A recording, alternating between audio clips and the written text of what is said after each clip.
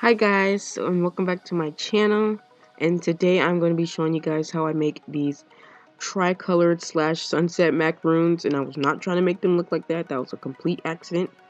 I just wanted to try to see if I can make a tri-colored macaroon.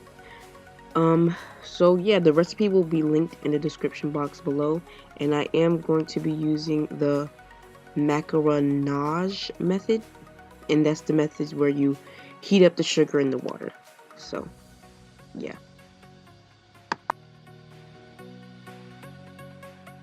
Okay, so the ingredients and the things that you'll be needing is almond flour, sugar, powdered sugar, water for the sugar and water mix when you boil it, and then 2 sets of egg whites, 55 grams each.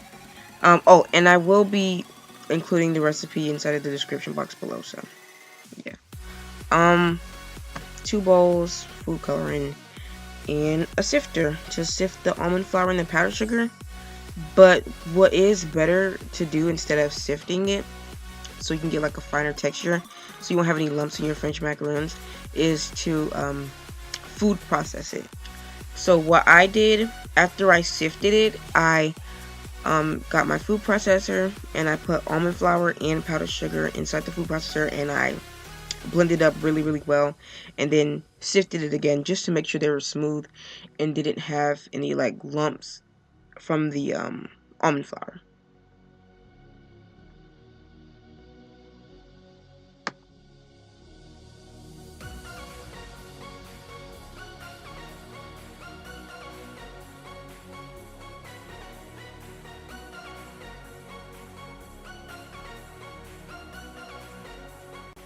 Okay, so before you boil your sugar in the water, you want to make sure you have the mixture ready and the egg whites already in the bowl mixed up a little bit just to get them fluffy, to get them started. And then after you do that, you want to boil the sugar in the water until it hits 244 degrees Fahrenheit, and then once you take it off, let it hit 239. And then once it hits 239 degrees, oh gosh, it's blurry, sorry. Once it hits 239 degrees Fahrenheit, you want to put it inside. I mean, you want to, take the pot and slowly put the sugar and water mixture into the egg whites while the machine is on. If you do leave the like, say you're like trying to get your egg whites ready, which is basically what I did when I was doing this. I was trying to get the egg whites and fluffy and stuff, and I forgot it, and I had the sugar and water thing off, and it went down really fast, way faster than I thought. So if that happens to you, just put it back on the oven and on the stove, and whatever, oven, stove, whatever, and heat up the sugar and water mixture again until it hits 239. Okay. So after it hits 239, like I said, you just slowly pour it in slowly. Do not just pour it all in, or you will have, well, actually, I don't know what would happen if you pour all that in, but just don't do that. It's slow for a reason, I know that. And make sure you don't stir your sugar and water, because if you do, it'll start to crystallize. And when sugar and water crystallizes, it just, it's not good. You can't, you have to start over. So now here I am putting the other half of my egg whites inside of my almond and powdered sugar mixture, and I'm mixing it until it basically turns into a paste. And once it turns into a paste, I just leave it until my egg whites are done, and then I'm going to fold in the egg whites with the paste. And sorry I couldn't film it all being mixed in, because I was filming this literally a whole video with one hand because I need a tripod. But yeah, as you can see, it came up to temperature, and I think this clip is going to be really foggy, and I'm sorry for that. I was filming this with one hand. I had to pour in the mixture and record this at the same time. See, as you can see, I had to put the camera down because it was getting pretty hectic. But yeah, poured in the sugar and water, mix that in, and yeah.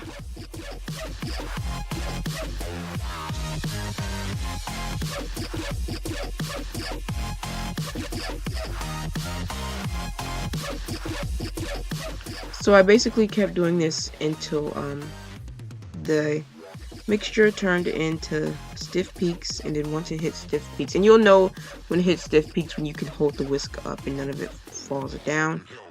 Or you can get the bowl. You don't have to put it over your head, but you could, and see if it falls out. And if it falls, oh my goodness, okay.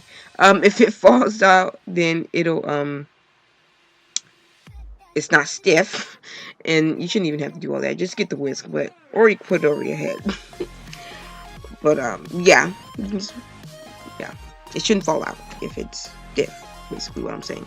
So I just took each. I couldn't film it because, like I said, one hand. But I just dyed the batter. I separated into 3 bowls, and I dyed the batter pink, yellow, and purple. And you might notice, you probably won't even notice at all, but when I had made the first batch, which is this batch right here, what happened? The first batch didn't turn out right because I didn't let the shell harden completely, like the second batch did, which is the one y'all see. So that's why it looks a little different right here, because this was the first batch, and like the colors look way different than what you're gonna see on the second batch. That's why, like, the sunset wasn't really planned, like, because, okay, this is what happened. I put the new batch inside arms, legs. I put the new batch inside of a new bag. So,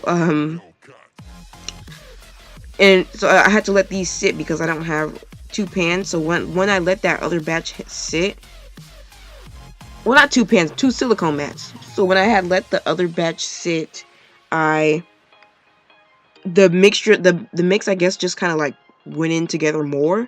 And it just kind of created like a sunsetty type thing. Like, that wasn't even planned.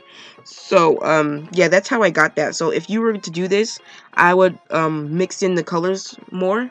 That way you can try to get this effect on your macaroons. So when you make macaroons, you know, you have to let them sit. After you're done piping, you have to let them sit to form a shell on top. Because if you don't, they will, they'll crack.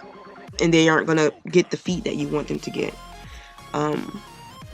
So yeah, that's what they look like out of the oven. I did bake mine on 270 for 30 minutes. Yeah, 30 minutes. And right here, as you can see, it's kind of like light on the top. I ended up putting them back in when that was at the 26-minute mark, and then I ended up 25-minute mark, and then I ended up putting those macaroons back in the oven for another 5 minutes. So I basically baked these for about a good 5 minutes because, you know, I don't want underdone macaroons. And you'll tell when it's done when you can just lift it up, and it shouldn't come out. I don't know, maybe I could have left mine in for a little bit longer, but it should be clean when you take it off. But some of mine did have a little bit of residue on the bottom. And I didn't record me making the cream cheese part because all it is, well, icing, was because all it is butter, cream cheese, and powdered sugar. And I'll link a cream cheese recipe you can use down below. But yeah, so that's what they look like when they're done. And all I did was you know, fill them with the buttercream, and yeah, that's what they look like when it's all done. So yeah, yeah, thank you for watching. Stay tuned. I'm going to be posting, my next video should be a caramel cake. So yeah, stay tuned for that. And just thanks for watching. Subscribe, like, comment down below what I should make next.